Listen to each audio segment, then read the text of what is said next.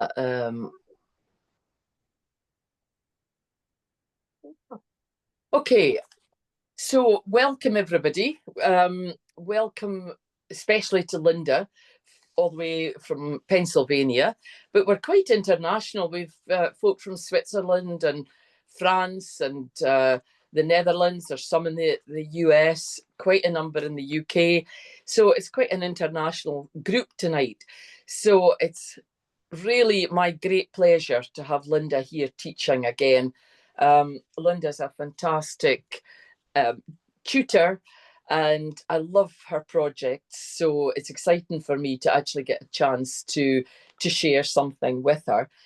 Um, and this is a Halloween special, we've called it. And you've all come in good faith because you really didn't know what you were coming to make. So you can seen really what's on the screen, on my screen, but we'll talk about that later. But I'm going to hand you across to Linda to get the class started.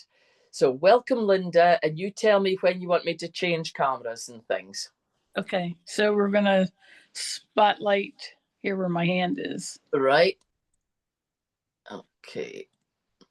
There we go. Yeah, so thanks, Elaine, for organizing everything. As I recall, the last class we did, at the end of the session, we were asked to come up with another project. And I think we were given a challenge word of create something spooky. And so Elaine and I shared some ideas back and forth. And today you're going to get to see the results of that discussion about what we're going to do. So I created this little spooky cat. And because they're wire inside the plaits, you will be able to shape your spooky cat as you wish. Mine is stretching out. It usually sits like that, but it's harder for you to see what's going on with him. This way you can see his face and how his tail goes and his legs. So let's get started. We're going to start with tail. It is a whip plait. So you're going to need soaked straws and a 22 gauge wire.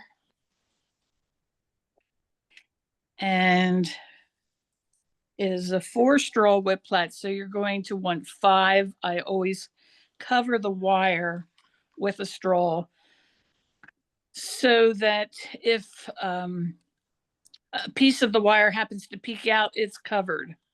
I'm using whole straws, but you could also use splints and do the exact same thing. And the tail would just be a bit smoother than it is with the whole straws. So I put the wire inside the center straw. I'm leaving the heads on just to provide some tension. And the other thing with a whip plait, sometimes it can be helpful if this piece with the wire is taped to a table and then you work off the table out in midair because you're moving the straws around that core. And so I'm not sure if I'm going to be able to do that, but we're going to give it a try. But you can easily work off your table when you're doing this so that your plait is it gives you room to get your straws around the wire. And I'm tying them together on plain. Just slide it up a bit so you can see it. Going to tie the straws together on plain with the wire straw being in the center. That's 2 out either side. And I use a clove hitch knot almost all the time with all of my weaving. It's an easy knot to control. And it just happens that that's a default. I use an artificial sinew type thread for tying straws. It's about the weight of dental floss, but it's the exact color of the straw. And it's very tough and I find that I cannot break it. I've used some other types of thread, and I can snap that thread, but the artificial sinew, I can't or never have. And when I put the clove hitch in, and I put another overhand knot just to secure it. And as I'm working, I leave my strings somewhat long in case I need to use them to tie some other element into it.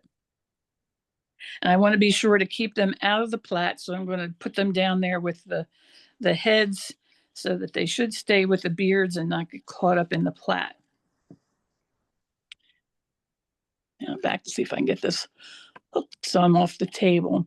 So if I were not showing this on camera, I would have the wire taped to the table and I would be working off of the table out in thin air. So it allows me to move the straws without getting them caught on the tabletop. The thing for me with whip plaits is that you have to keep everyone in order. And once you start, you don't want to stop and try to pick it back up again if things unwind. It can be done, but it's not easy to do. So I have 4 straws that I'm working with, and the center straw here has the wire inside. And you work side to side. And I don't know if it matters which side you start on, but I take the one that's closest to me and it goes around the back and splits those two.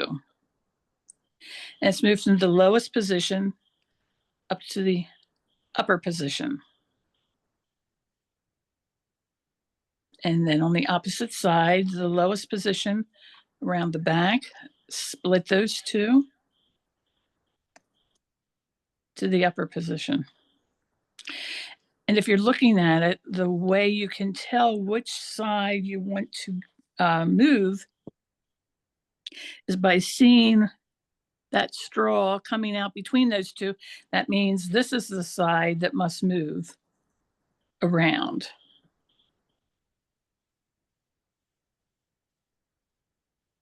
And it's alternating back and forth,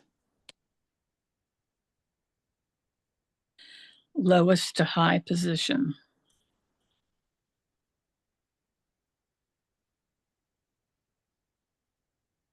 And it's a really pretty plait when it's finished.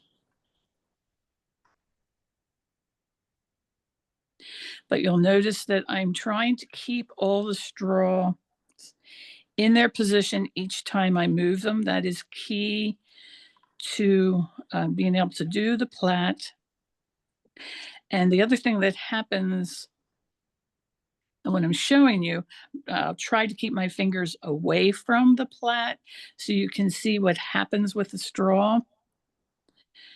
But when I'm actually doing something with it, I always have my fingers right at it and you wouldn't be able to see what's happening. Because I try to be careful not to bend straws out along the length where I only want to fold them right at the center core. And because I tied the straws on at the head end, the plait is going to get a little wider the further out the straw goes, just because straws are tapered. And so when I go to hook that onto the cat, I want to be sure that the fatter end is tied to the cat body and it goes out to the skinny end.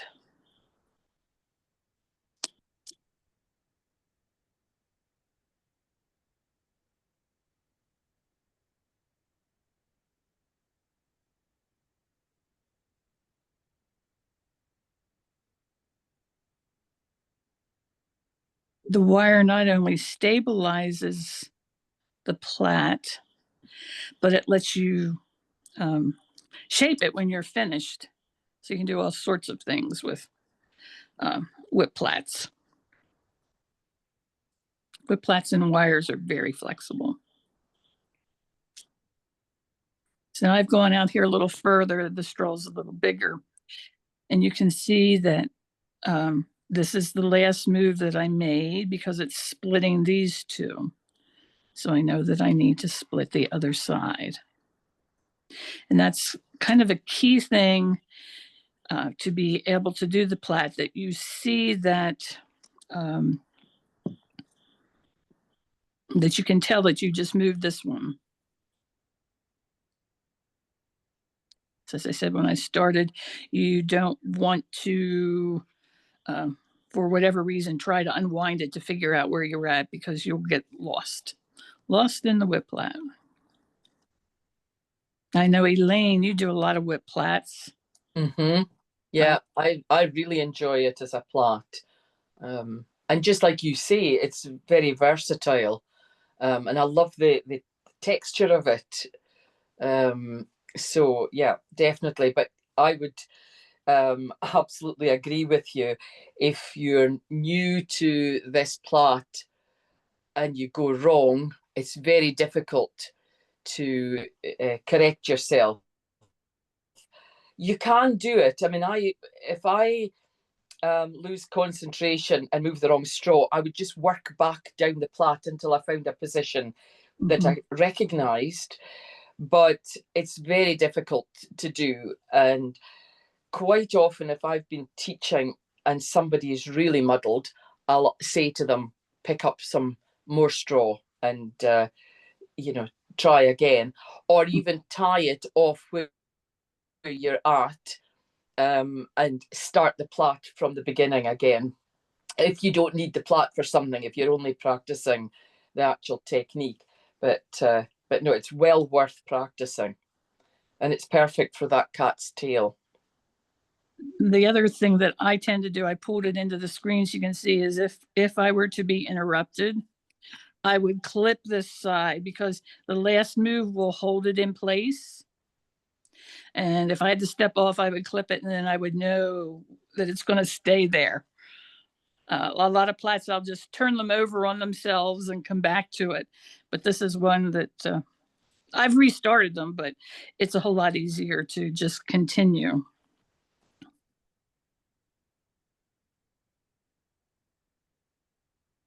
So I'll set this one aside, and we'll move on to the cat legs and the cat body.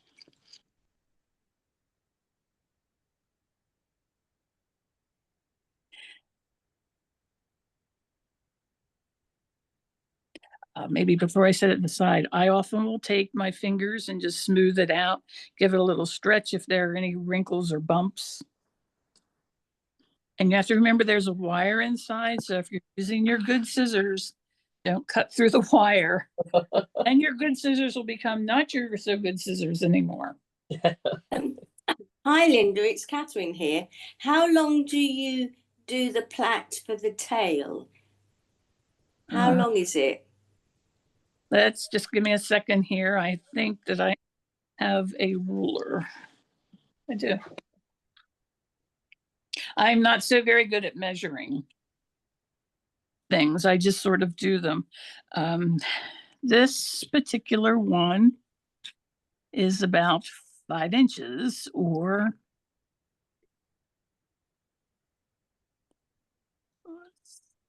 maybe 13 centimeters. Yep. Yeah. Okay. Darling, what are you doing?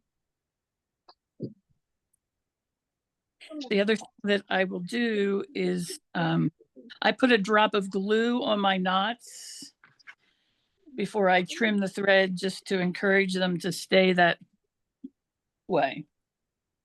And I just trimmed the heads off because I will set the heads free for the squirrels to eat up.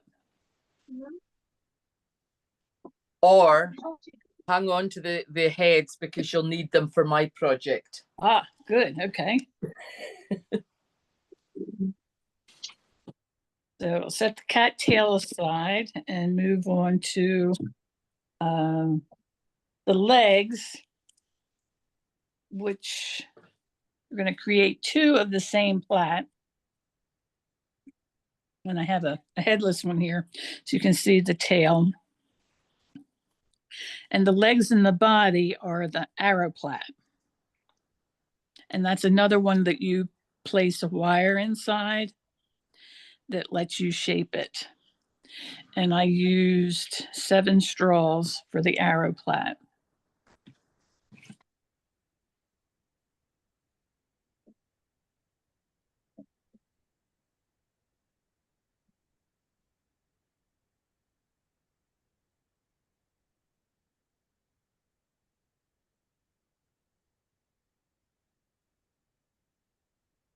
I have 7. One of them will be the center core. And I'm going to cut the heads off of 3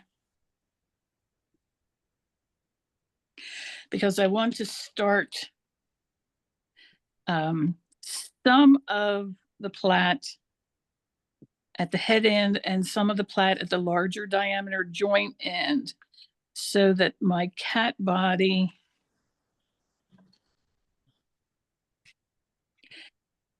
doesn't have that same increase in diameter. I wanted them to be the same size at both feet, if that makes sense. So that's why I alternated the head ends and the joint ends. So I have 3 and 3. And I have a 22 gauge wire. It'll go inside. And I just push it in as far as it'll go. And it's also helpful to tie this one on plain because you want everyone kind of in a certain position to get started. And I know from showing this before, it may be a little difficult to see what's happening when I first get started, but after I get things going, I can show you much clearer what happens with the plait. And I didn't tie right down at the very end because I'm going to be cutting it off anyway. That's perfect for because we need ears for our heads for next part of the project. So again, those any heads can be kept for that.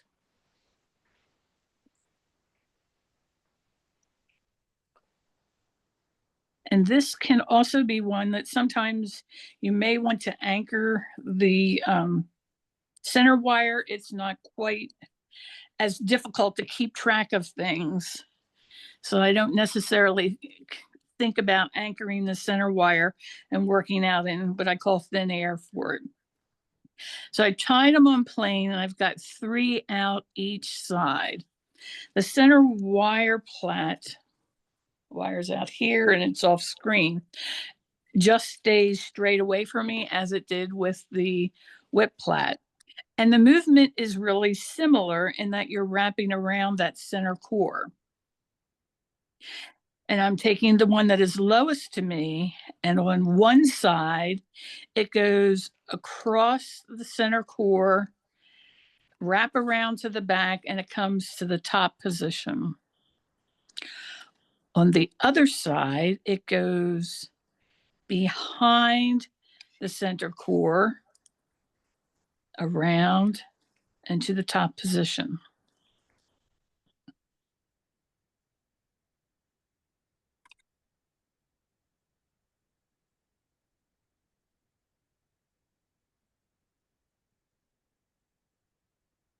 And now that I've made the first moves on everything, it's easier for you to see how they are spread out.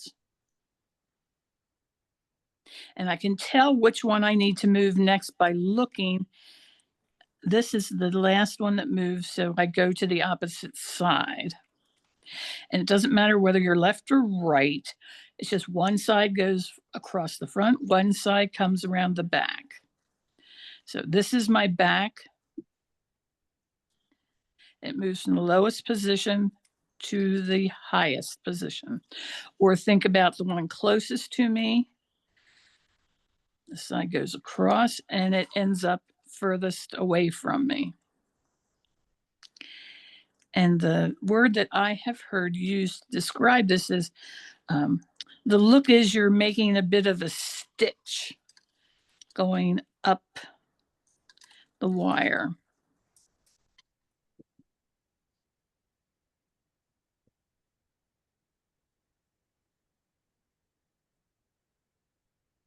One problem that I find with students doing this plait is that the right hand side coming across the front, everybody manages no bother. The left hand side, they take it in front of the other two and then behind the core. So make sure that you take everything. So when Linda goes to the left, it's going behind its two partners and behind the core and then around. So the way that I think about it is I pick up the right one and it goes to the core and around. And I pick up the left one and it goes behind to the core and around. Just like its friends aren't there. You just sort of ignore them and they will participate when you get to their point in the sequence. That's a really good way of putting it, Linda.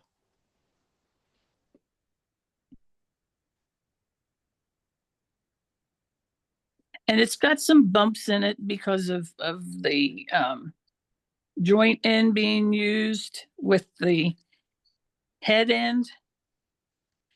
But we'll take care of those when we're finished.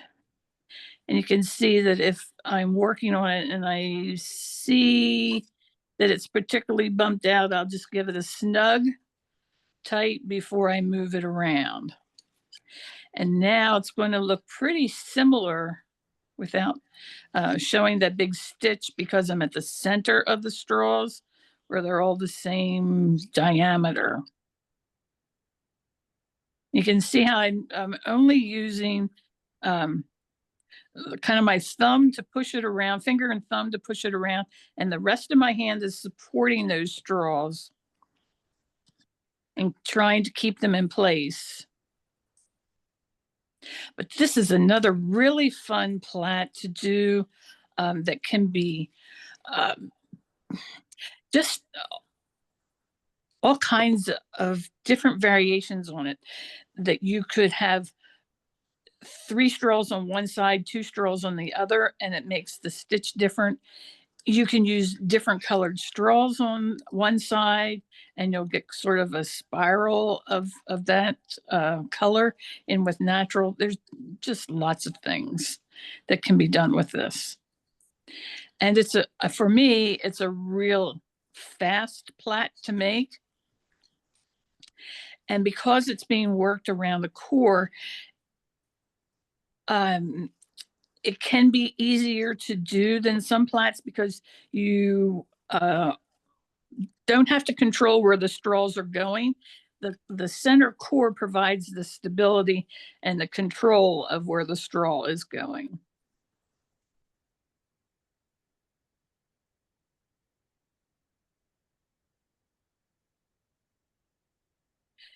Almost the point of finish. And you're going to make 2 of these. So there'll be a little bit of a lag time. I'm just going to demonstrate one. And you see how this is a good spot. I pulled it in before I realized that I should have called it to your attention. When I wrap this one, I can pull it out a little bit. It wasn't quite as tight as I wanted it. Before I made its next move, I just snugged it up. Linda, one lady, Hannah, is asking, if you wanted the plait to be longer, how would you join the straws? I've not done that. Have you joined? Well, I have joined that plait, but it's not the easiest, and it's not the easiest to disguise the join. So usually if I'm using that plait, I use it the length that it is, you know, depending on the length of my straws that I'm working with. That's what I do with it also. The length I get is what I work with. There are other plats that I like that are easier to join. And if I'm looking for a long length, that's a plat I would choose. Yeah, that's exactly the same answer as I would give, Linda. Okay. But I have done it, and I usually try and insert a straw, but it's so difficult to disguise it, so difficult to support it, that it often starts to come apart.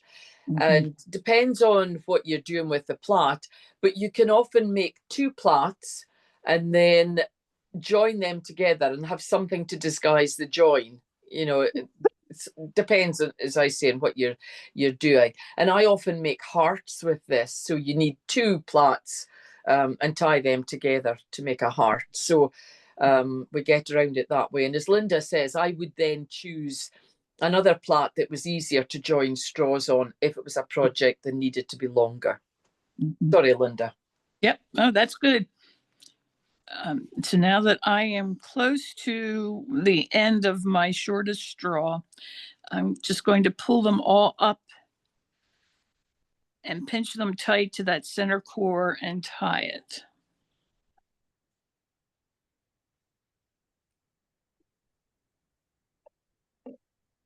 If anybody's interested in the artificial sinew, you can buy it online. Just Google artificial sinew and it'll come up. Because I like using it for working as well. I And- do too. When you're getting the artificial sinew, I always try to get the kind that's very similar to dental floss in size, but it can also be split. Mhm. If you end up getting a group of artificial sinew that's too wide, if you start working at it, you can split it off into narrower pieces. Yeah. So now that I have it finished, I'm sort of rolling it a bit as well as stretching it some so that I have those bumps and wrinkles flattened. And I'm going to remember that I've got a wire in there as I start cutting things off. This, again, I like my sharp scissors for straw and a wire cutter for wire. So you'll need two of these the same length. This one that I made here is 5.5 inches, 14, Yeah. 14 centimeters. And you have to, I work with whatever straw size I have. And so when I have long straws, I make longer plats. And if I have short straws, make shorter ones and use those for what I'm making, if that makes sense. Yeah, definitely. I mean, it's because it's a natural material we're working with. We need to work with the material that we can get. Mhm. And this year, I think the harvest has been good insofar as it's a lovely colour, you know, nice and golden, but the straws are actually shorter because we haven't had the moisture in the ground that we would normally have. So this year we'll be thinking of how can we use the shorter straws? What can we do with that? And if you're a serious straw worker, I usually try and keep, so if one year has got really nice long straws, then I try and hold on to them for the next year just in case. Mm-hmm. Yep. That seems like the same thing that I do. I'll set aside, well, when I'm cleaning it, that's actually what I do. Some folks sort by diameter. I sort by length, and the shorts, medium, and long as I'm cleaning straws. So now we're going to make the little cat head, and Elaine does lots of these. You use them on your swallow, don't you? That's right. Yes. Yeah. But I love the ears that you have on the cat. Yeah. And this is where you're going to have to experiment a little bit with size, because you're going to want it to not be real small for the size cat, as well as not be real large. And I'm back to where I don't measure a lot of things. And so I have a little cat head already made here in case I have short legs. And we'll see what size cat head develops out of these straws. And I have 8 straws, and they're fairly fine in diameter. And I'm going to cut them.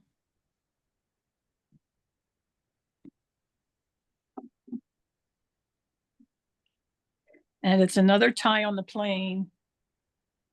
And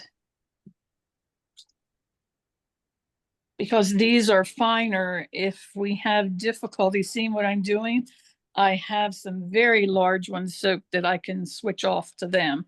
So I can get some feedback on if, and I'm willing to make a second head also. And could you explain, Linda, about tying on the plane or on plane? Mm-hmm. It just didn't, we have 1 or 2 new, very new pupils, so it'd be quite good for them. So the way I look at it is, if I were just tying this together for some plat, I would just have them call in a bunch and tie it in, and I would end up with something round to start from. Tying on plane is where I spread the straws. I'm going to switch so I've got them some at the head and some at the joint, and even though they're fairly similar lengthwise, I spread them out and usually tie in my hand to tie on plane, but I'll tie down on the table so you can see it better than in my hand. But instead of ending up with a bunch, I want to end up with them pinched together and fanned out on either side of that tie. So essentially, I'm taking them and gripping them in one spot and compressing them together in a flat fashion so that they're smashing onto each other like that, instead of being tied in a group or a bundle. So I start out with a clove hitch, and I get it snug.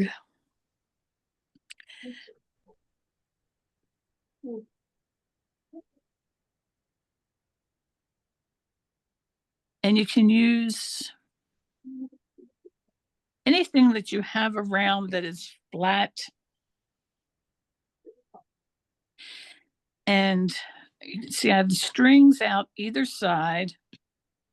And then I have put my the side of my hand by my wrists down on top of the ruler so that I'm holding those straws together, that they can't move in there very well.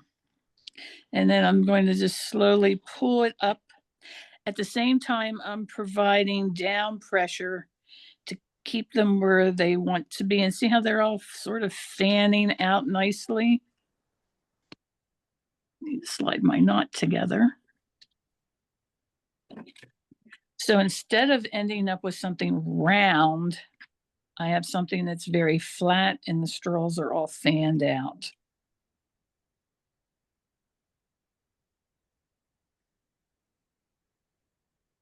I'll set that aside and I'll tie the bigger ones together. I'm thinking, Elaine, this may be the one to start with, and then I'll move on to that one because these are a little bigger and it may be easier to see. Yeah, good idea. And that way I can show how I usually tie in plane unless I have a huge number of straws. I usually tie it on plane in my hand. So the same thing that you just saw on the table, but I have my forefinger underneath, thumb on top, and that's providing that down pressure. And I pull it from each side And that magic fanning happens right under that thumb, but you end up with the same finished piece that they're all nicely fanned out from side to side.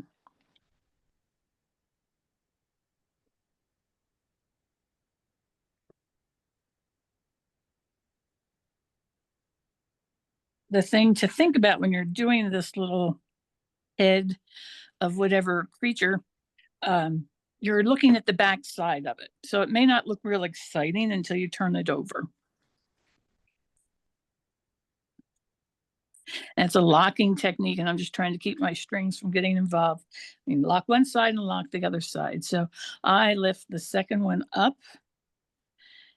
Furthest one comes away, and this one goes down. So the second one goes up. Outside one comes down. This goes down.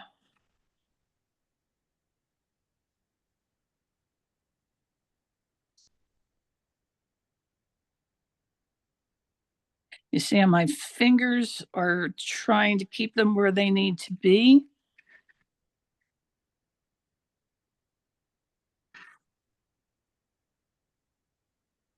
And when I do it, I leave this last one out there, just waiting on me.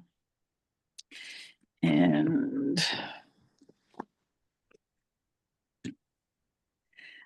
I hold them together. And now, second one comes up, top one down.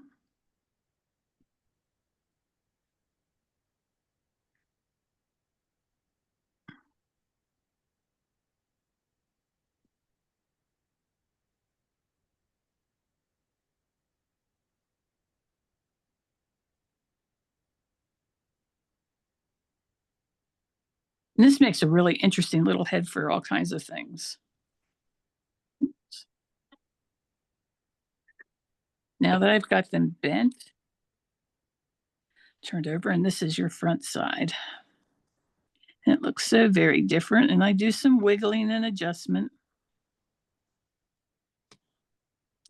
Now it's time to do that, and then I'm going to tie it again on plain. I leave these two out because I find without them having someone next to them to hold them in place, they do things that I don't want to happen as I'm tying it. And I find that if I secure this group together and get them adjusted where I want them to, and then pull those two in, it makes That's a really good tip, Linda. Thank you. Yeah, it makes for a better finished project. So Elaine, what other things would you explain about? Because you've taught this a lot more than I have. Yeah, I mean, coming up to Christmas, we've done Christmas angels. As you say, I use it a lot for the swallow's head. So anybody that's been in the swallow class will already have done this. But if you look at the screen at the moment, it looks like she's got hair.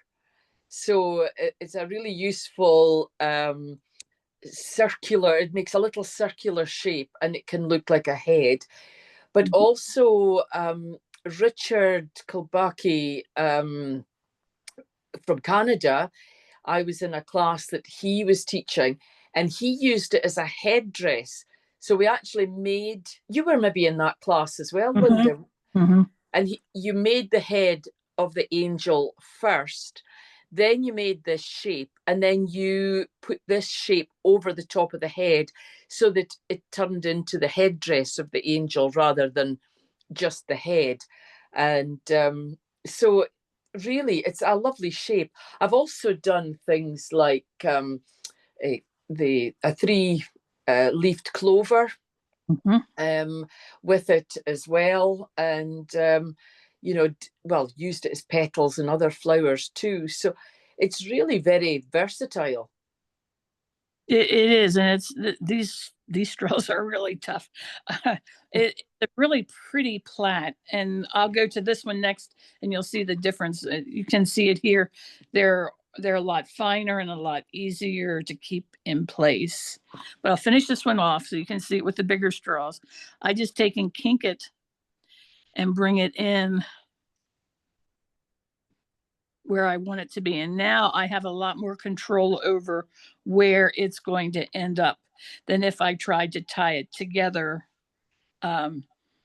with the other group, I guess is the way to phrase that. So let me set this big one away and go back to the first one that I tied.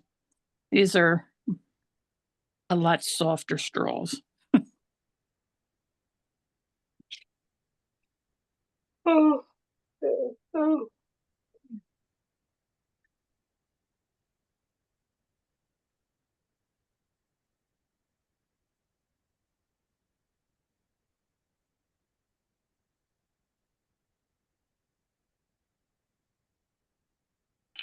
Linda, this is Claire. When we're tying our head, where should the tie go? Kind of underneath the last move? I didn't see where you tied your head together. Okay, like this tie? Yep. Yep. Okay. I let those last two out there and tied these together because they're all somewhat under control from having been interlocked with each other. So you're bringing all the straws together, Claire. And if you look at Linda's one on the screen, the part of the plait that I was referring to as hair, can you see she's come down probably about another half again before she's tied. So there's a gap between the last stitch that you've done and just brought it in. Can you see that, Claire? Does that make any more sense? Yeah, yeah. And I know what to do with the last straws now. So they go tucked underneath. Okay. Yep, yeah. I've got it. Yeah, I did a little crease up at the top and just folded them in nicely so that they stayed where they belonged. And that's the best way I can have of describing how I've dealt with them wanting to do things on their own if they're all incorporated into the design. That's going to be top tip of the class, I think, Linda, because that is something that people struggle with, is to control all the straws and try and tie at the same time. And before you know it, the plait is distorting.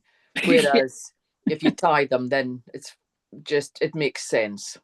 Right. And the other thing, it's nice to have these that you have folded in, secured in some way so that they're not doing their own thing over here having a little party while you're working on the other side. Yeah. It can just get a little bit out of control. That's right. Yeah, there's a lot to hold on to. So that's a really top tip.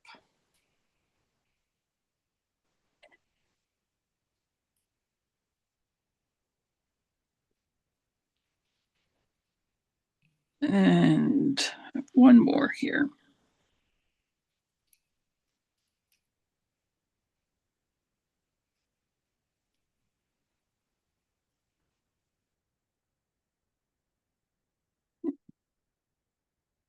And so this is again the back side that I'm looking at. And this one with having more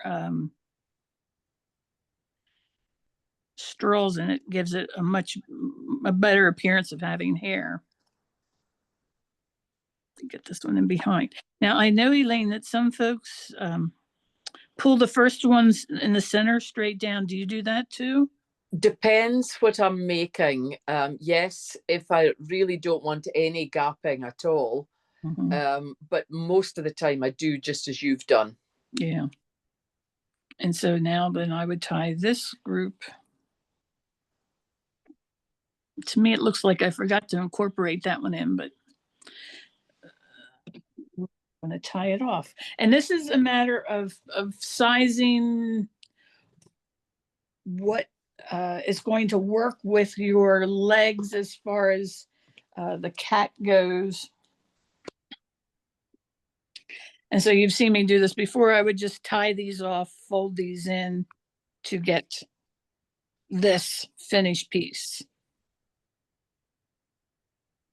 So unless someone needs to see me tie it again, I'm just going to set it aside and continue with this one.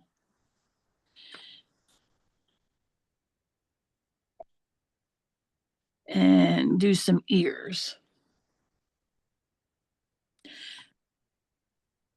So you're going to look for your straws, and you can look for ends that you've clipped off, but you're going to want real fine, like at the head end, to make cat ears.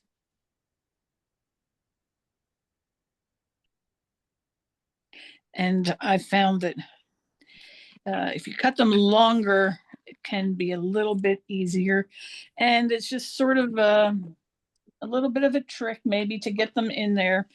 And I use, this is a chicken or turkey trusser from the grocery store. If people put the filling in and then tie it shut, but they're really pointy.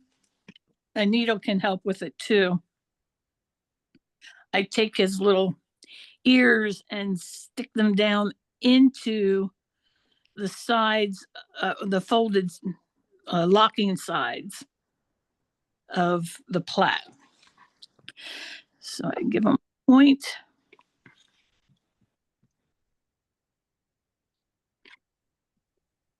And use this to provide a little bit of an opening to get it in there. See if it'll work. And you see how it wants to come down through? So I hide it up underneath and a point, and then I bring it through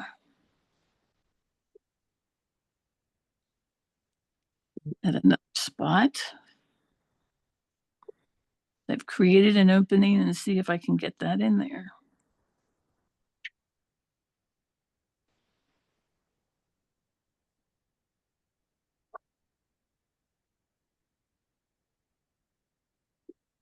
Oh, and it popped out, and that happens, and you just put it back in. This one here is waiting, so I'll use it. And pop it back in here.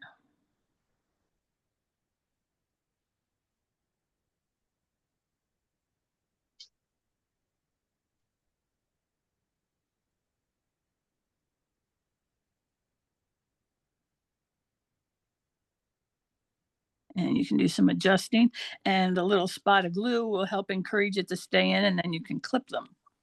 And then you've got one in. Now, can we make it symmetrical? We'll give it a try.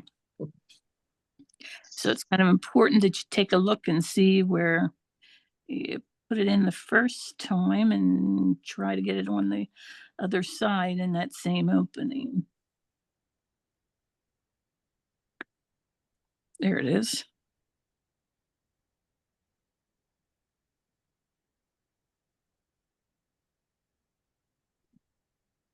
And the bend in it.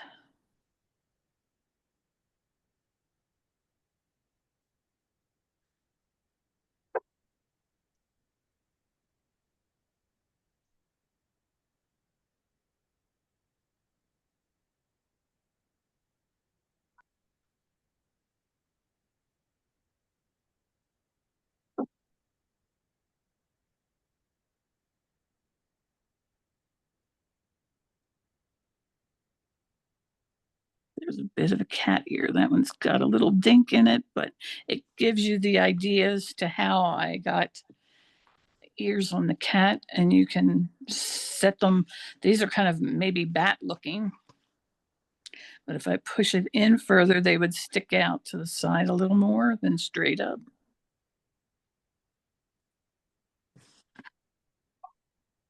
I think that's just brilliant, Linda. Just suddenly he becomes a cat. It just, the face just happens, doesn't it? Yeah. So I have all my parts made. I have the head and the tail, and this is legs and body. Now it's just assembling, and you're just going to have to do some figuring on some sizes. Stretch this one out and see how close we are, so I can give you some measurements. So it's fairly close. Linda, this is Lindsay. I have a quick question. When you put the ears in, you've got the little short straws sticking out on the back of the head. Did Mhm. you just try and tuck those in, or I missed that part? These guys on the back, I would take some glue and then they would be Okay, stuck down. And I would also put some glue in here before I trim them off. perfect. Thank you. Mm-hmm. And it's, you can use like a tacky glue or a little bit of hot glue on like a needle or something sharp that you can just put a little bit in there to hold them in place. I'm thinking that you might not pick it up. You tend to want to pick it up by the tail versus its ears, but as soon as you say that, that's when someone grabs it by its ears. So, and so these body parts and legs are about 7 inches long, and I think that, yep, 3.5 inches or so I come in to put its tail. So I'm going to give it a tie. I'm just tying both of them together because I've just made them. They're both still soft, and I try to line up the ties because I can trim the straw out the end of it, but I don't want to have to retie anything. Now, the first tie gives its back legs.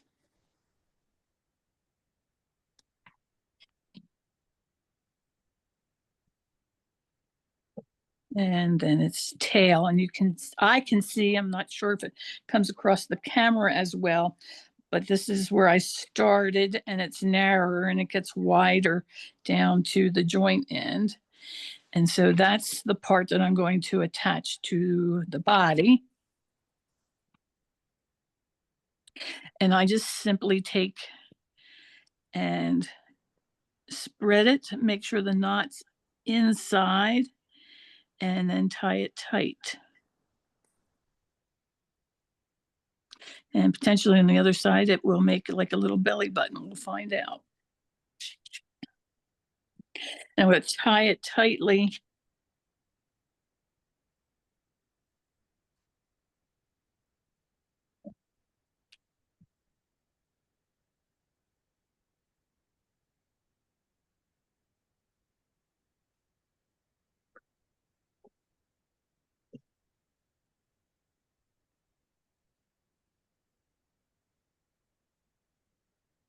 And I would probably also put some glue on the underside too, once everything is dry before I trim the strings to encourage it to stay in place.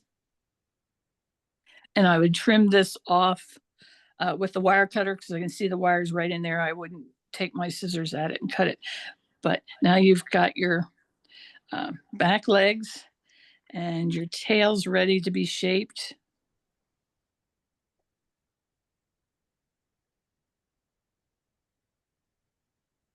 And you'll want to do that while your straws are still nice and soft and damp.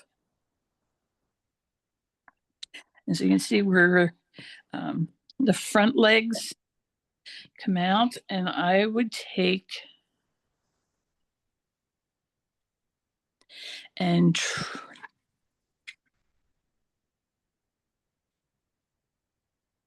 trim these off relatively close. Gonna keep these for whiskers.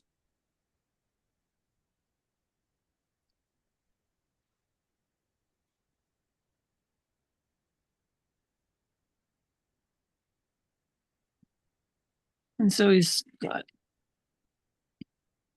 a body that is about 2 inches or 5, yeah, it's 5 centimeters. So I give a measure. And I stick that in between.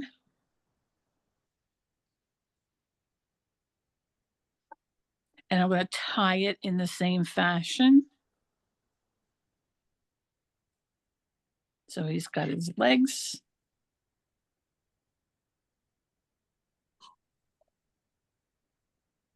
And I can tie it, but I want to show you what I did with the whiskers.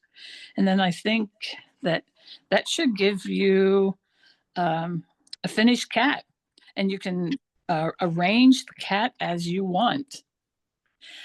Once I have it glued and those extra straws trimmed out, then I would put his whiskers on.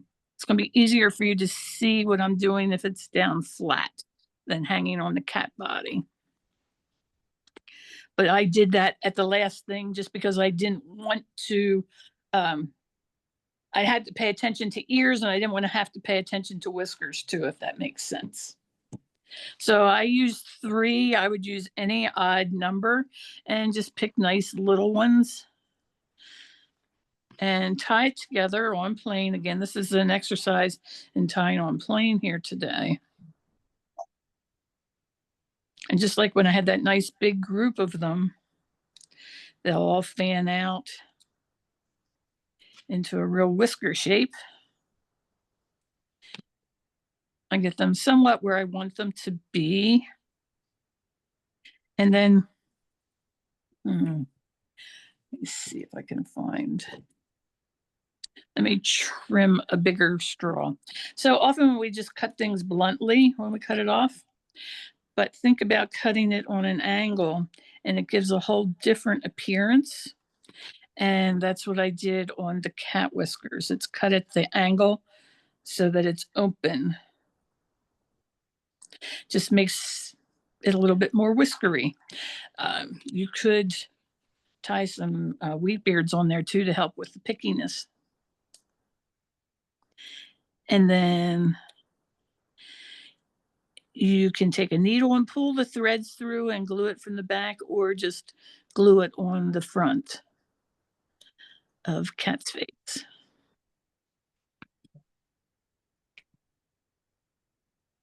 And there's a cat.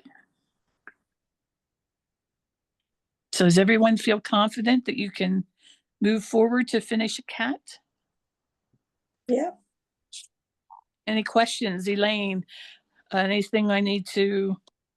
I think that's been very clear, Linda. That was excellent. So no, I think I think I would do what you're saying, is to bring my thread through the face of the cat and then attach him from the back almost, you know. But I think he's a fantastic cat. He's actually one of the best cats I've seen as a project, without it being overly complicated. And I think, you know, I just love him. I haven't been plaiting just now, but I can't wait to have a go at making a cat. Yeah. So what I did, Elaine, in that opening is I just slid the threads through and pull them down, and it snugs up really nice. And some glue would just encourage that to stay in shape. Yeah, I think that's perfect. On the body. So have fun making cats, and be sure to send Elaine pictures of your finished cat. Can you show us your finished cat again, just so that everybody sees the final one? Look at him. And he will, you know, if you wanted a total archback, he'll stand that way also. Let me lay him down because it's easier to see. I sort of liked him in that stretchy kitty position. But you could just have fun, you know, and or you could have 2 or 3 cats that play in with each other, you know, in the different positions. And it was one thing when I did a lot of craft fairs, people used to ask if I made cats. It was obviously something that was really popular. And this one is dry, but you can see that I still have some wiggle room that I can adjust it to the shape that I want it to be in. It's really good fun. I love them. Absolutely love them. And some really good tips as you're going along as well. So that's just super. I hope everybody's enjoyed that with Linda. If you're finished, Linda, then I'll just get started. Claire's giving you a round of applause there. And Marianne was sending you hearts. So I think folk have been certainly enjoying. I'm just going to go into the chats a minute and see what there is. Yeah, I think folk are enjoying the class. Great. Okay, so I'm going to swap screens. Thank you so much, Linda. And hopefully you'll keep dipping in and keeping me right as well. And I'm going to change to my screen this time and onto my project. And, you know, Linda, quite quickly, I think, Linda, you decided on a cat project.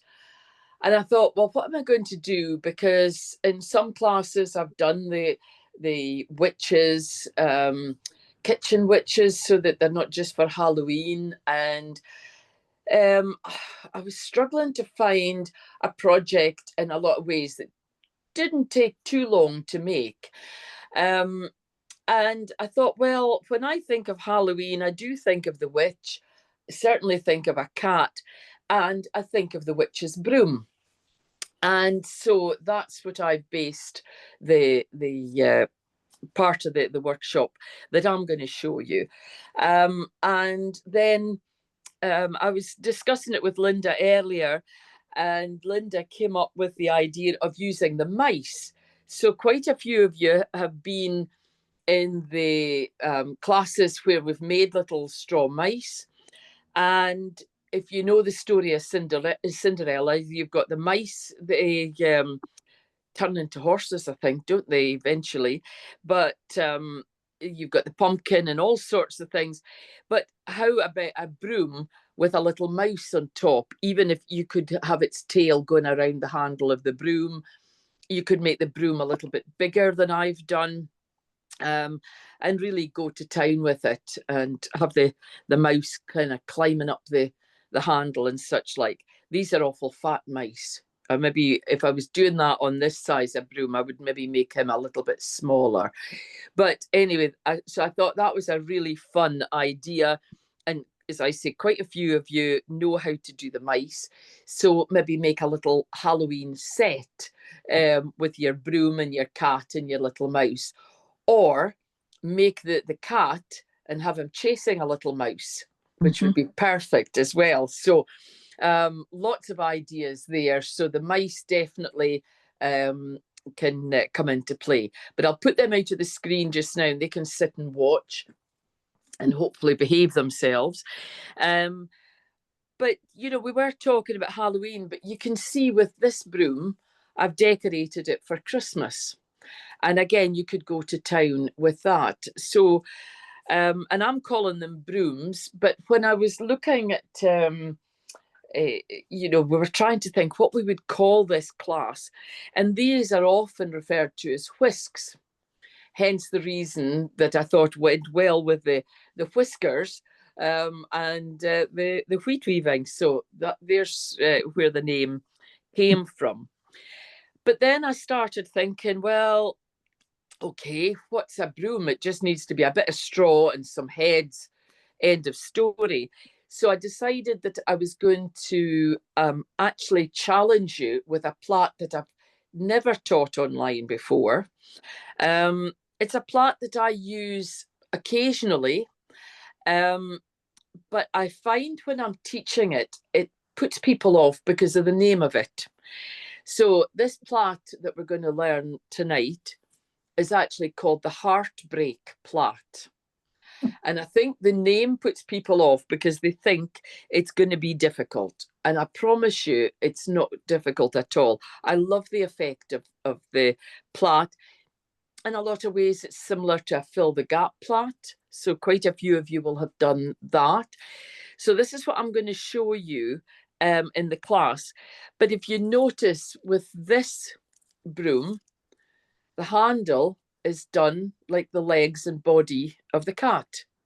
So if you struggled with the Heartbreak plait, you could still get yourself a broom by using the plait that Linda's just shown you. And with this one, it looks slightly different, but it's exactly the same plait as this one, except Here, I've only used 5 straws, whereas this one is 7 straws, as Linda showed you.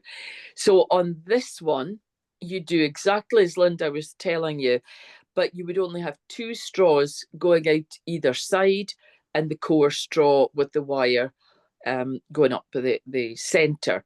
So you would just work exactly the same, but 2 straws either side and 1 in the middle. For these 2, I did use wire inside a straw as a core, because I felt I wanted to sort of try and get a gnarled look to the broom. And but I deliberately didn't use a wire inside this one. It's possible to do it, but I thought for teaching it, it was just going to confuse the matter. So none of the ones with the heartbreak plait actually have any wire in them, but I've still been able to do a little bit of shaping. And because of the nature of this plait anyway, it looks like a gnarled piece of wood. So I didn't use a wire here, but I certainly would recommend wire for this one, because as Linda was showing you, the plait is straight, and I just thought bending the piece just gave it a little bit more fun to it. I'll show you how to do the plait, the heartbreak plait, and how to put a broom together, but then you can decorate how you like. I noticed there's quite a lot that I was looking at, and they had little Celtic symbols on the front of them. You'll see this one's got 2 lots of the knot, and I quite like that idea. But then it went on a little bit further, and I thought, well, it could be an idea for Christmas.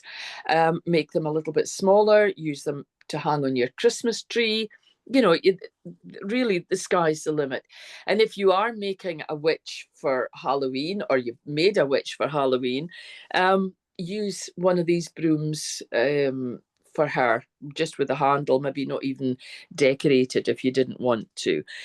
The little embellishments that I've done here, I've done it with a 2-straw plait. Now, quite a number of you have been in classes where I've shown the 2-straw plait, but I'll do it again for you tonight, just so that you can see. But this little one here, I used a 3-straw hair plait, slightly different. So this is the slightly easier version. So there's a few things that you can change about your broom. So I'll set these aside, and we'll bring in the straws. And for the heartbreak plait, we're going to need 7 straws. And you'll see with mine here, and this is to make the broom. If you only want to practice the plait, you can quite easily just tie it above the heads, as you would normally would with a plait. But if we show you a broom, I'll bring in this little one here. I actually take the heads off and then attach them again. So it's not just one continuous plait. I'll show you this one. It's a finished plait. But actually, it doesn't look like a broom. It just looks like a plait when you do that. But if you take the heads off and then put them back in place again, it's much more broom-like. As usual, for plaiting, it's a good idea to keep the heads in place to give you weight, and then we'll take the heads off at the end. And that's really why I've tied 2 ties. My first tie is 2 centimetres, about 3/4 of an inch from the end of the head. So I've got 2 centimetres here, and I've made a tie. Then I've got another centimetre, so just slightly less than half an inch, and I've tied again. So to start my plait for the broom, I've got 2 ties, one at 2 centimetres from the heads, and then another centimetre on from that tie. And the reason being that the straws here are going to make the plait. And when we've finished the plait, we're actually going to remove the heads. I'm going to cut them here. And so that just reminds me to leave a little bit of length on the head, so that I've got something to reattach it to. If you cut them too short, then it's really difficult to get them tied onto the handle. So that's why I've got the two different ties. And I've been saving up. I was working earlier today and I was saving up some heads. And I've just left, again, I've left 2 to 3 centimeters of straw before I cut. So the projects I was doing today, I just didn't use this end. But as Linda was always cutting straw, then you could use the straws from the cat to do this. I've got this straw in my throat and it's still there. So I'll just get rid of these just now. But well, maybe before I do that, look at the heads. I'll take in another 1 or 2. So I've taken the grain out of the head.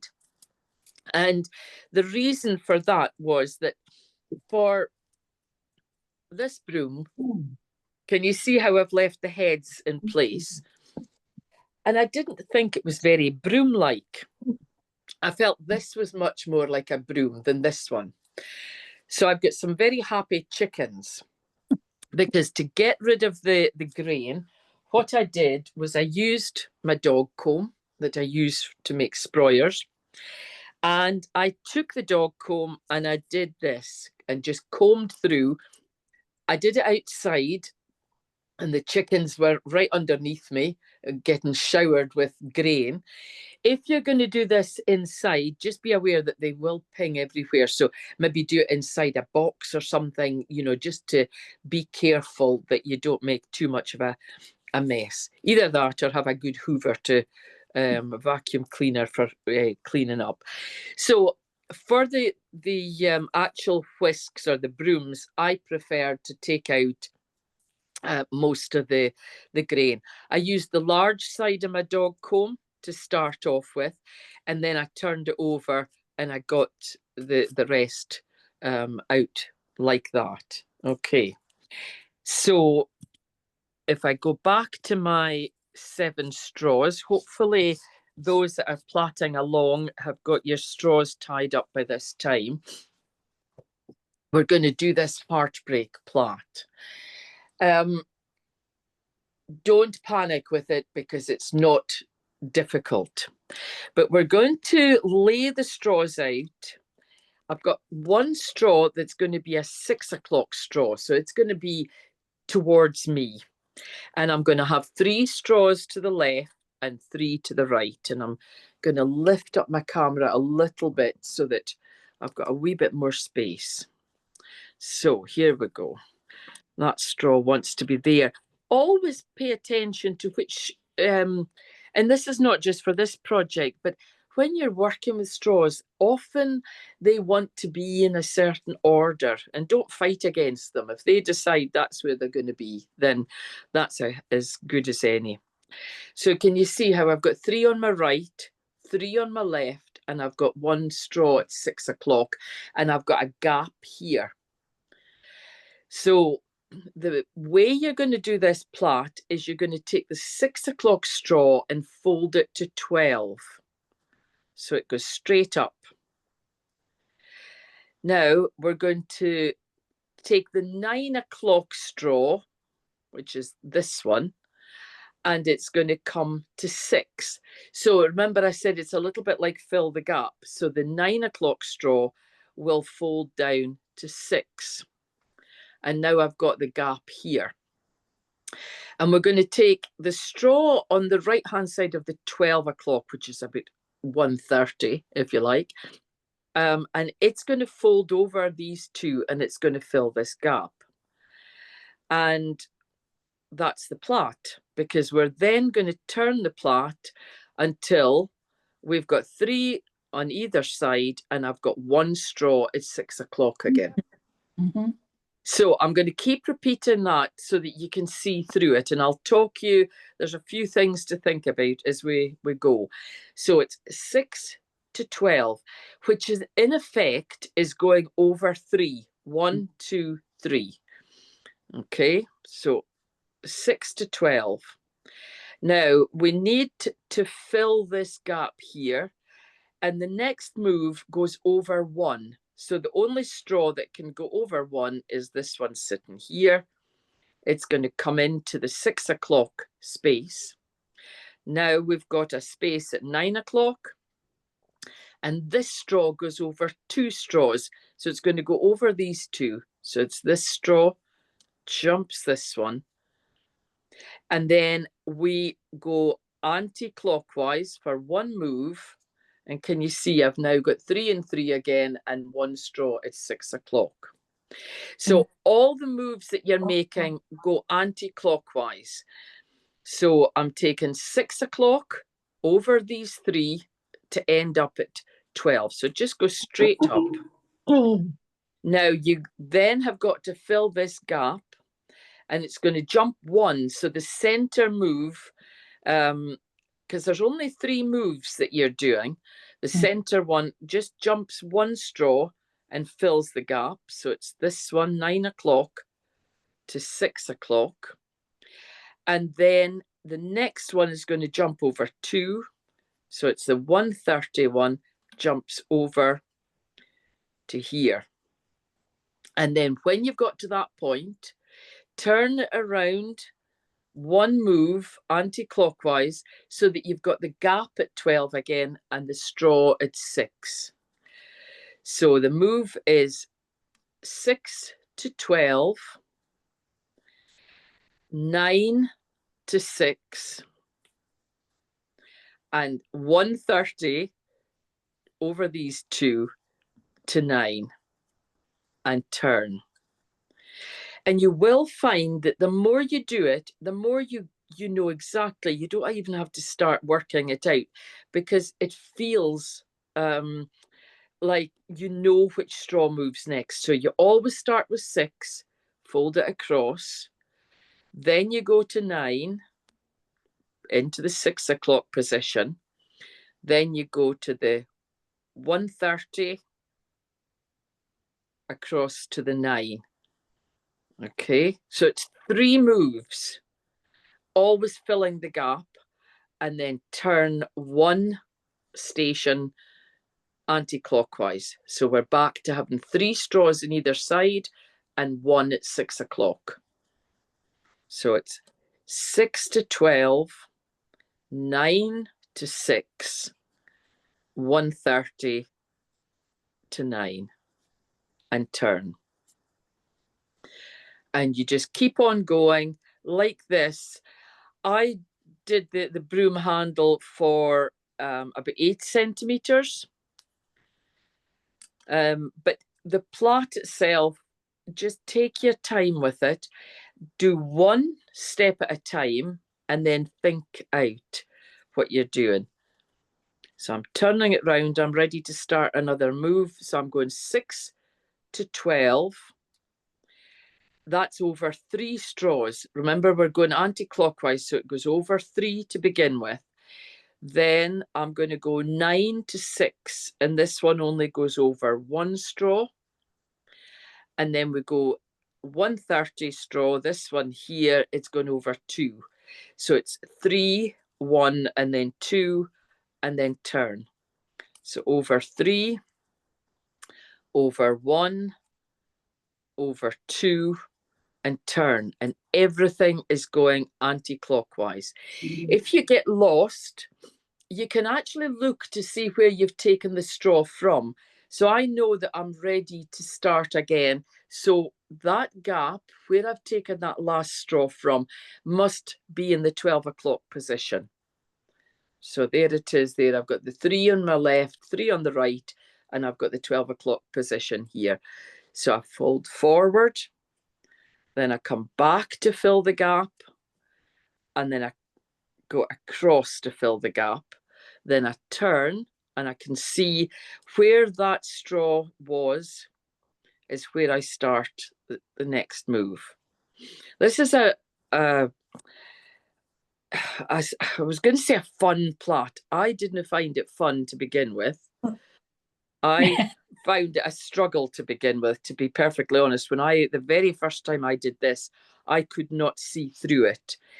I promise you that you will get it if you just spend a little bit of time. Probably, just keep saying the plot to yourself, and you can see it beginning to appear here. Can you see the effect that you get? And like I say, you want 8 centimeters. If you get lost to begin with, it's a little bit like Linda was saying to begin with the whip plait. It's sometimes tricky to work out just where you were. But if you just keep looking, like I can see this was my last straw that I moved, and then I can move it round until I get my position again. So you can work out where you are, but because can you see, I can see that was my last move there. So I know that I've got to fill that gap. I know that I'm about to start the next set of 3 moves. So the very first one is with the 6 o'clock straw. 6 to 12, 9 to 6, 1:30 to 9.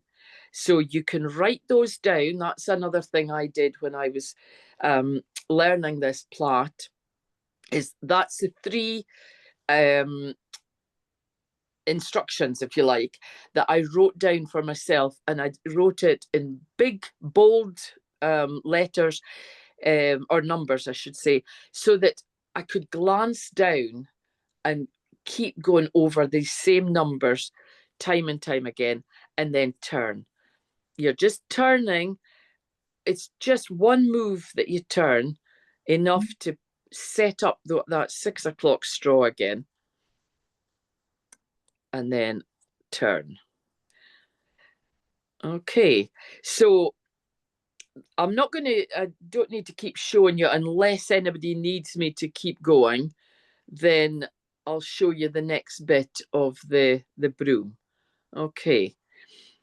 With this, is just a case of practice. But it is, I like the plait. I would use this plait even with hearts and things. It just adds a little bit of interest. If I take this one in that I've finished, can you see the texture that you get with the plait? So even if you were to bend it round into a heart shape, for example, and you can go further, it's only that I just wanted 8 or 9 centimeters for my handle, but bring it round and you've got a much more interesting plait. So it's worth having a go. Okay, so we can move on to the next stage with the project. So we've got the handle done, and we now need to take the heads off. So I'm going to just clip them just below this first tie. So I'm leaving both ties in place. The length of the plait is 8 to 9 centimeters, which I think this one's about 9, if I remember right. Was it? Yes, because I was chatting to Linda as I was plaiting it, and I went a little bit further than I intended. But if I want it in inches, then we're about slightly less, well, 3.5 inches. And but it depends what you're making as to what length you want the plait. But if it's this size of broom, then 8, 9 centimeters is fine. So I'm going to take the heads off, and we can comb them out. Remember, I was saying about combing them, and I'm not going to do that because it's going to make a mess, but just comb them out. You could comb them out if you find it easier while they're still attached to the handle, Or you can leave these intact if you want. You know, if you prefer your broom to have the corn ears as the brush, then do that. This is where you can make it completely your own. So if I bring in some, now these are actually dry, and I might prefer to have them a little bit damp when I'm working with them, but I think it'll be okay. I'm going to be fine. And I'm actually taking the grain out of the plait that I started as well. So, as I say, it seems a little bit mad that I've cut the heads off and then I'm now going to add them on again. But where I want them to be, if I just take one to let you see, I want this on the inside of the broom because we don't really want to see that. So I'm going to come up about here with the heads and tie them just on that top tie. They don't need to be tied in the bottom one.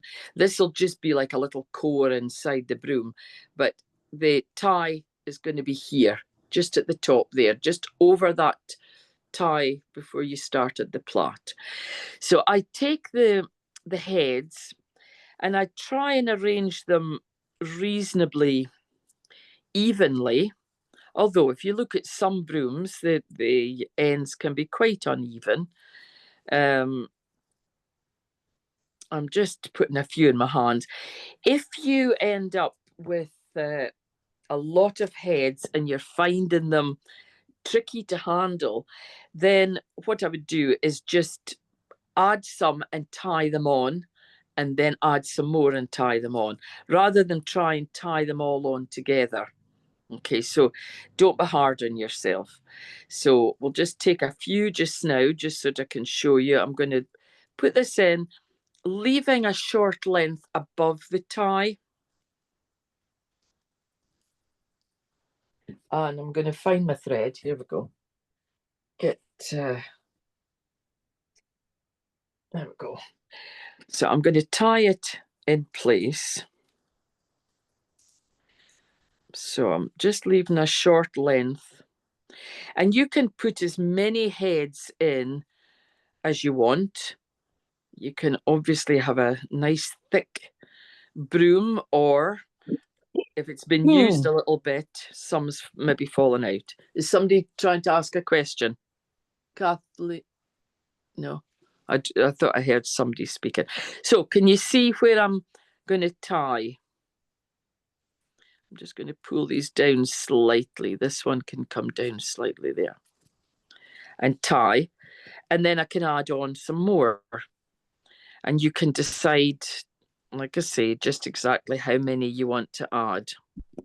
We'll get a few more. These heads are slightly longer than the ones that I've got on my plait here, but they'll be fine, because I don't know if any of you noticed with the brooms that I had, the Christmas one especially, bring it back in, can you see how I actually cut the broom? Whereas some of them, I've just left them. So it's up to you, the look that you like. I quite like them cut. It's up to you. Obviously, if you're going to cut them, you don't need to worry about matching lengths and things quite so much. So I'll get some round the back. If I turn this round, we're going to cut all of this extra straw, so that's not a problem at the minute. Again, find my thread. I've got my thread at a different side of the table tonight for some reason. And that's me trying to be tidy, and it doesn't work. There we go. So again, I would tie that. And you could even tie a third time if you feel that you want to, so you've got control of everything. Here we go. And again, I'm using a clove hitch just as Linda did. It's really, again, like Linda was saying, it's really the knot of choice, and it's well worth, for those of you that haven't done much straw work, it's certainly well worth learning how to do the clove hitch. And if you don't know how to do it, then go on to my YouTube channel, because there is a little video showing you exactly how to do it. Right, okay, I'm just trying to distribute them around like this. Okay, and I'll tie the last lot on, and that'll give me a fairly thick broom. And because my heads are all different lengths, unless I really like them when I look at them just now, then I probably will cut them.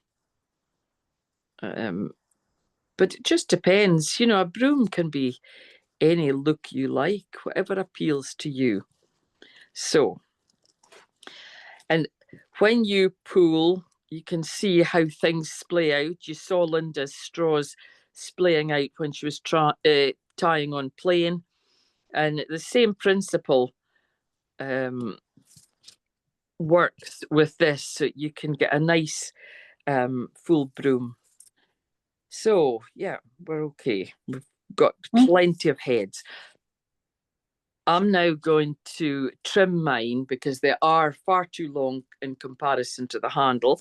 So I'm just going to take this to my bin. I don't know why I bother, because I've got everywhere else is a mess at the moment. So, but anyway, it sounds good in the video, doesn't it? So there we go. I've got a nice, quite a full broom. We're going to trim these as well. So just be aware that you've got your plait in there. So you really don't want to be going in, especially when we use these small pointy scissors. It's awful easy to forget where that point is going, and it'll cut into the stem. So just be aware of that. And you can come in. I'll maybe measure it for you just to make sure. I'm a little bit like Linda. I tend to work by eye, and so at the moment I might trim them down to about 2 centimeters from the tie, but we can trim them again later if need be. And again, I'll move away just so that they don't ping all over my table like that. And I'm just working my way around, and we can trim them again at the end if necessary. You can see. And at the moment, they are facing outwards. I don't want that. I want them more to be brought in. But we're going to bind this. You can see this one. See, I've got a little binding on it. Because if you look at a broom, this is how it's held in place. But before that, if you're going to put on one of these embellishments, now's really the time so that you can attach the embellishment onto the tie here as well. Okay, so I'm going to show you the 2-straw plait and how to make this little loop here, just a little knot, and we can add that on if you would like. If you're doing the Christmas broom, then you obviously don't have that embellishment, and you would just bind the top of your broom, and then I've glued on all the little cones and berries and such like for decoration. Okay, so we'll do the 2-straw plait. So it is what it says it is. It's going to be 2 straws. So if you get yourself 2 straws, if you're going to follow along with this. And what I would say when you're choosing your straws for the 2-straw plait is to be quite fussy about the straws matching. It's quite important if you want a nice straight plait that your 2 straws match. So I've got 2 here, and you see the thickness is fairly similar. I can feel them between my finger and thumb if they're going to work together. There's a good chance if the heads are the same length, the thickness will be the same length, but not always. So that's a simple rule of thumb. Match up the heads and your straws are going to be the same. But I would much rather go by the feel in my hands, what it feels like between my finger and thumb. I'll move the broom out of the way at the moment. And again, you'll take your 2 straws and tie them. Now, I'll just show you with this one, if I wanted to have the heads for the broom, when I'm doing other plots, I'll come around and leave a little length like that. And then I can cut this off and use it for the broom. Okay, so if you want to save heads for brooms and things, then you're going to have to leave that little gap. So let's trim off the thread. I'm slightly different to Linda in this respect because I trim as I go. Because most of the time I want to use a thread.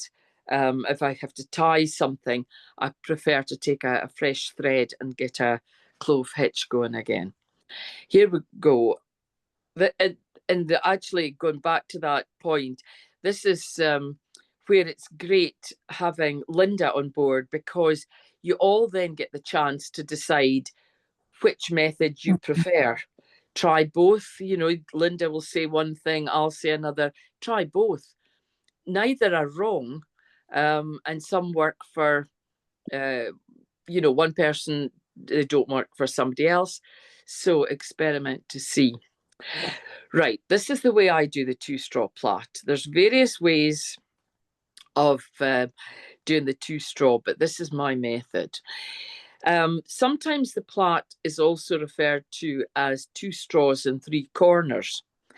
So what you're imagining, there's a circle and you split it into 3. So there would be a third here. You know, if you had 3 sections to your circle, you would have a line here, and another one going out here. And it would be split equally. But we've only got 2 straws. So what we're doing is that we're taking the straw from the 6 o'clock position and putting it to 10 o'clock. So that's where the missing straw was. But now we've got a missing straw here. So what I do is I turn my work so that I'm back to the original position of 6 and 2, and I fold this one to 10 and round. So what I'm doing is I'm folding the 6 o'clock straw over the top of the other straw, and notice I'm getting 120-degree angle each time. And you want to continue like this, so it's not a right angle, you're pushing it back against itself. I like to work with the work in my left hand, and I'm controlling things between my finger and my left thumb. But notice I'm also controlling the straw between these 2 fingers. I don't like anything getting out of my grasp, if you like. So I make sure, you see how my fingers are always taking hold of that straw, turn, and then fold over. And I'm making a deliberate fold. You can see the plait starting to form, one on top of the other. The plait in its nature will want to bellow out. If I hold it like this, you can see what I mean. Can you see how the shape wants to come out? And before, can you see it there? Look. Mm-hmm. Now, before I make the next move, I'm going to push that underneath and then fold over. If it starts bellowing out, you'll end up with twists in your plait. So my movement is a fold over, a turn. You do need to let go of the plait because the plait does need to turn in your hand. It's no use keeping this gripping, because if you do, again, you'll get twists in your plait. So every time I turn like this, look, my finger and thumb come off, and that just allows the plait to straighten itself, and then I bring this piece underneath again, because I don't want it out at this side, I want it right underneath. It seems an awful lot of work for 2 straws, but I know that a lot of you like the 2-straw plait to look straight. So that's why I want to show you over the years what I've, I suppose, discovered as I've worked the 2-straw plait. And can you see how actually, when I was showing you to begin with, I was exaggerating my movement to bring the 6 o'clock straw round. But this is the movement that I do. So that I'm actually, my wrist isn't doing an awful lot of the moving. It's my fingers that are passing one straw to the next. And I make sure that the angle is the same. And here's the little plait, nice and straight little plait. Okay. I've got somebody who, and I can't even find my mouse, not the real mice. I've got somebody trying to get into the class. There we go. So all the time in control, 6 to 10, and making sure that each time my finger and thumb opens and then closes again. So it's open, and then it helps to keep that plait directly underneath the area where I'm going to be plaiting on top of. So for the little knot, it's a very simple little knot, and you can do whatever you want as a decoration for your broom. But what I did was I made a length of the 2-straw plait, and I've got one done here just so you didn't have to watch me do the whole thing. And I've got the, I mean, this is probably too long for the size of the broom, but what I'm going to do is I've got the plait tied at both ends. And to make the little knot that I've attached to the broom, I just take the right hand over the left hand, over from behind, and pull it through. So it's like making a knot on a piece of thread, a piece of string. Okay, and you see, if I just pulled that, I would get a knot. But what I do is I then pull this end through, pull the other end through, and put these two together. And there's the little knot that I've got in front of the broom. Okay, so it's quite simple. If I push that back again, so I just take it as though I'm going away to tie a knot with some string, pull the head through. Now notice, I pull the head through like this. I don't try and feed the thread, the end through, because look, it just gets stuck.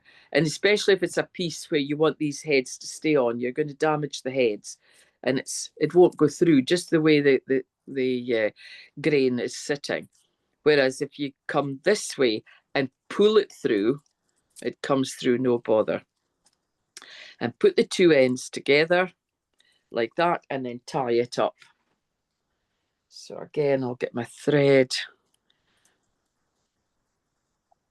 There we go. This one might be a little bit on the big side. And if you do a plait, because I'm not giving you the measurement for it, because it's really up to you, depending on the size of your broom, as to the size you're going to make this knot. And also, one of the brooms that I had, I've got two tiny little knots on the front, and so you can do that as well. So let's just finish this off and trim off the thread. There we go. Oh, I'm trying to look through the camera. And then we're going to tie this onto the broom. So I just cut it and leave a small length, about 1 centimetre or so. And then you would take it, and these short ends then become part of the bundle of straw at the top there. And all you would do is hold on to it, take your thread, and make a clove hitch. The clove hitch is just perfect, as a lot of you know, because quite often you're holding something in place. You've only got one hand to actually form the knot, So the clove hitch is perfect for that. So the knot, the little plaited knot, is not going to move while I get everything in position. Once I'm happy, then I can pull tight. And then I'll trim off the thread. And then we're nearly there, because you can then, I use a thicker thread for binding. So this one, the thread I was using initially was just an ordinary, this is polyester thread. And I'm trying more and more in the workshop to go more natural, but I've got thousands of meters of this polyester thread, so I need to use it up first before I move on. But for teaching, I often use linen thread now, just because I feel it's, people are looking for natural materials. This one here is a waxed linen. I'm looking to see, yeah, it's linen, but it's waxed. And this is actually for leather work. So you can see how it is quite a bit thicker, see, than my ordinary thread that I would be using. So if you have a thicker thread, use that for binding. This also would be a good time to introduce a little bit of colour. So if you had a red thicker thread or blue or whatever, you could add a little bit of interest, especially if you were going to do Christmas. Red would be perfect for tying it up. I then just cut about 50 centimetres, about half a yard of the thicker thread, and take it off the reel. And we're going to start the binding. And basically, to bind anything, I'm wondering how much you're going to see. I might get some straight straws and do it on that. But you make a loop. Can you see the short end? I've just made a little loop. And I offer up the loop to the front of the piece. And I just hold on to it. I'll leave this short end sticking up at the moment because we need it at the end. So it's only the long end that I'm going to use for binding. And I'm going to start going clockwise around all the straws. Make sure that that thread there doesn't get caught in. And I'm going to come around. And you can go slightly higher up if you want on the stem. But basically, I'll bind going down just so that you can see. And you can bind as much as you like, really. I'm just going down one space at a time. But each time I do it, I just give a wee pull to keep it tight. And it gives it a better shape. So I'm going down over this loop that I've left. And like I say, you can go down as much or as little as you want. Can you see how just by giving a wee tug, I can bring it in, and I can keep that binding going quite tight, which is the way that you would bind brooms. Mm-hmm. So you could keep going down. You could go a little bit longer if you wanted and make a feature of this piece. I'll stop there just so you're not watching me going round and round. And then when you've got it long enough, take the long end that you've been binding with and put it through the loop like that. Now we pull with the end that we've got up here. I'm going to do this down on the table just because I feel like I need an extra hand. Maybe show you. Can you see the loop is just closing in? I'll get this bit of the binding going down the bottom. Make sure that I'm happy with where everything's sitting. And when you pull it up, the little loop is going to go up inside your binding, and you're then going to be able to tie. Not tie. You're going to be able to cut quite close, and you're not going to see any ends. So it's a good way of finishing something like this off. I need to find out where it's gone through. There it is. And trim. Okay, like that. Right close to it. Like that. And then I look at it and I think, well, actually, this is too high. This top's too high. So I'm going to go back in with the scissors and just trim. So again, I'll just turn away from the camera 2 seconds.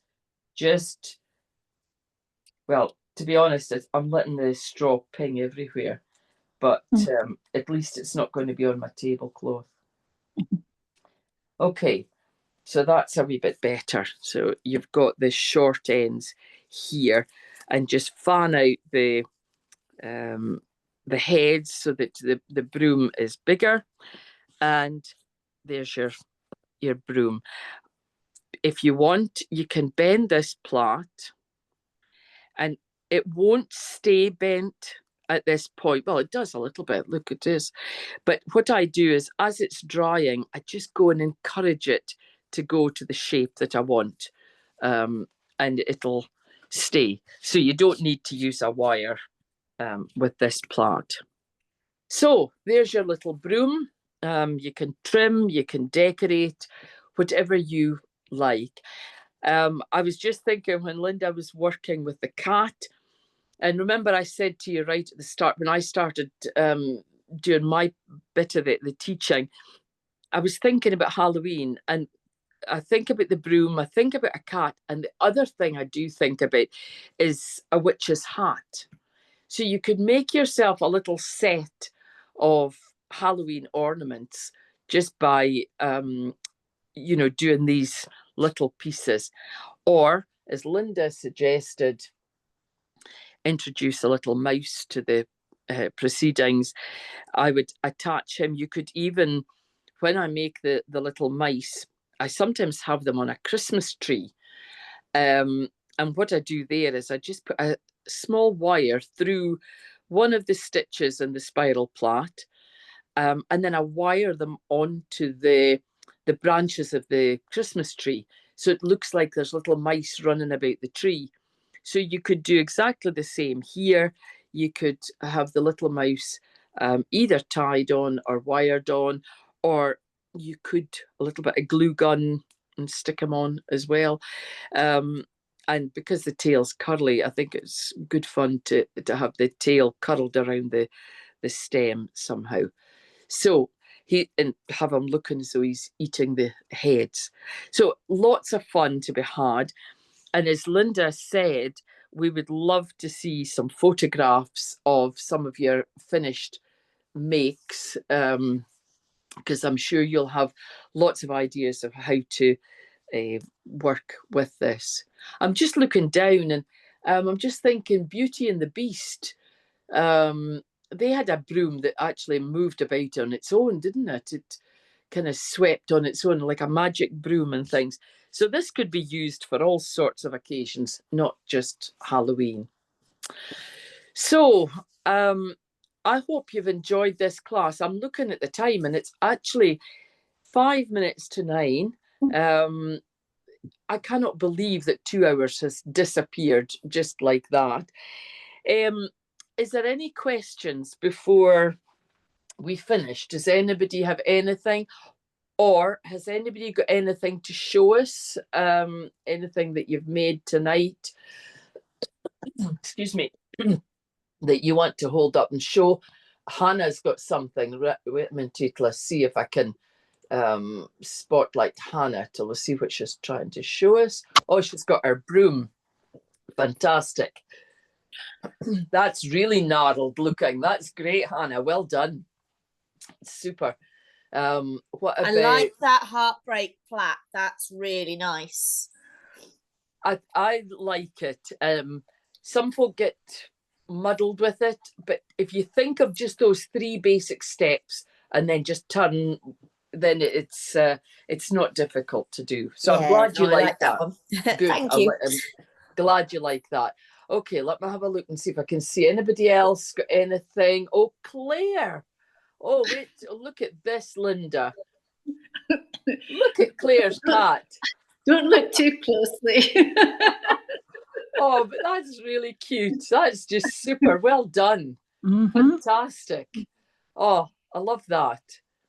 Right. Let me go back onto gallery so that I can see everybody. Is anybody else holding anything up? A lot of cameras are off, but I know that quite a lot of you, you might work alongside us, but you do like to work from the recording as well. And as I keep saying in all my classes, and Linda said as well, send me some photos of your finished pieces and I'll send them on to Linda. Because between Linda and I, this is the only reward that we get, is seeing your photos and seeing the finished work. And that's what we do this for. And so it's great for us to see what you actually do with it. We were kind of talking before the class started, Linda and I, and we did think, would you be up for another class at some point in the future? Yeah. So there's quite a number of nods, Linda, so it looks like we're going to have to get our Yes, thinking yes. caps on. Yes, please. Lots of thumbs up and folks saying yes, please. So the next question is, because actually the idea of the Halloween came from you at our last class. Is there anything that anybody has any suggestions for a theme or an idea? Everybody sits looking at me. Have you got Joy? No, have you got your hand up, Joy? No. No, Perhaps I a don't think you have. hummingbird? No, it's not. It's your. No, I was hoping you did, because I was hoping you'd come to tell us something. Well, I'll tell you what we'll do. Perhaps a hummingbird. Oh, there you go. That might actually fit in, Linda. Yeah, it will. Yeah, yeah. So Horses that's and hummingbirds. Yeah, that's- I'd like a hummingbird. Yeah. Oh well. Okay. Okay. Right. Linda and I were speaking earlier, and Linda has got an idea, and the hummingbird would fit in with it. So let's maybe think about that, and it'll be into next year before we do anything. But we'll get our thinking caps on and let you all know about it when it happens. Okay. Anything else anybody wants to say or ask or? Elaine, sorry, it's Sophie here. Do you have any, I haven't made a mouse before. Do you have any? Yes. Tell me who's speaking to me. Oh, it's Sophie. It's Sophie, yes. yeah. I just see you now, Sophie. Yes. There's a lot of folk on the screen there. We've done mice in classes, and I could try, I'm just getting, where's my pen? If I write down, I'll send you some instructions. Thank you. It'll be tomorrow, Sophie, but Yes, that's fine. all right, okay. Beth, can I have Thank some you. too, please? Who's shouting? Beth. Yeah. Okay. In fact, I'll tell you what I'll do. Rather than pick out who I'm sending it to, what if I just sent the instructions to everybody? When I send out the Yes, please. when I send out the recording tomorrow, I'll send everybody an attachment for the little mice. Okay. There's 2 or 3 different ways that we do mice. I know that I've got a project sheet for mice, and I can't remember which, but they're cute. I think the one I might send you, instead of having the open ears, I don't know if you can see what I'm going to do. Let's see if I can highlight. Instead of having the little open ears, the instructions have little plaited ears instead, which actually I think look cuter. So, okay, I'll do that in the morning. I'll send you all the instructions. Right, I need to change my. Thank you. thingy here. Right. Okay. So I'm going to put the spotlight on to you, Linda. Okay. But I'll also what have I got? I'm going. Best shine on my camera. There we go. Everybody can see Linda, and I just want to say a huge, huge thank you for doing this with me again. It's always great fun. And I have a heartbreak plat. I have never done it. Thank you, Elaine. That's one working at a broom. I'll look forward to getting your photograph as well then, Linda, with your finished piece. Yep. No, that's just super. I don't know if I can. No, can I add a spotlight? And I can, yeah. It's telling me to unmute, but I can't do that at the moment, or it'll go all echoey and things. So there we go. We're both on the screen at once. Yeah. So thank you very much again. I'm going to stop the recording now, and somewhere. And as I say, in the morning, you'll get, it's not stopping. Here we go.